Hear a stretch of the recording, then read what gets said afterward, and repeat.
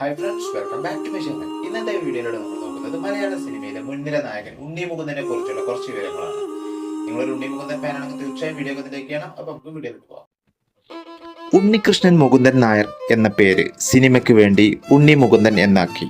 ഉണ്ണി മുകുന്ദൻ വയസ്സ് 38, 1987 സെപ്റ്റംബർ 22 തൃശൂർ ജില്ലയിൽ ജനിച്ചു. ഉണ്ണി മുകുന്ദൻ വളർന്നതെല്ലാം ഗുജറാത്തിലെ അഹമ്മദാബാദിലായിരുന്നു. ചെറിയ ക്ലാസ്സിലെ വിദ്യാഭ്യാസമെല്ലാം ഗുജറാത്തിൽ തന്നെ പൂർത്തിയാക്കി. പിന്നീട് തൻ്റെ കോളേജ് കാലഘട്ടം തൃശ്ശൂരിൽ ജേർണലിസത്തിൽ ബിരുദം നേടി. അഭിനയത്തിന് മുമ്പ് BPOയിൽ നല്ല ശമ്പളമുള്ള ഒരു ജോലി ഉണ്ടായിരുന്നു. നടനാവാനുള്ള സ്വപ്നത്തിന് വേണ്ടി അദ്ദേഹം ആ ജോലി ഉപേക്ഷിച്ച് സിനിമയിലേക്കെത്തി. സിനിമ അരങ്ങേറ്റം 2011 സ്വീഡൻ എന്ന ധനുഷ് ചിത്രത്തിലൂടെയായിരുന്നു.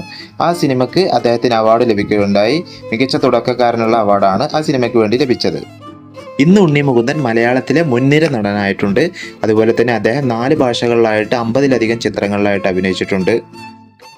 മാർക്കോ, മാളികപ്പുറം, മല്ലു സിംഗ് എന്നീ 3 ചിത്രങ്ങൾ വളരെയധികം ജനശ്രദ്ധ നേടിയ സിനിമകളായിരുന്നു. നിങ്ങളൊരു ഉണ്ണി മുകുന്ദൻ ഫാനാണെന്നുണ്ടെങ്കിൽ തീർച്ചയായും വീഡിയോ ഒന്ന് ലൈക്ക് ചെയ്യണേ.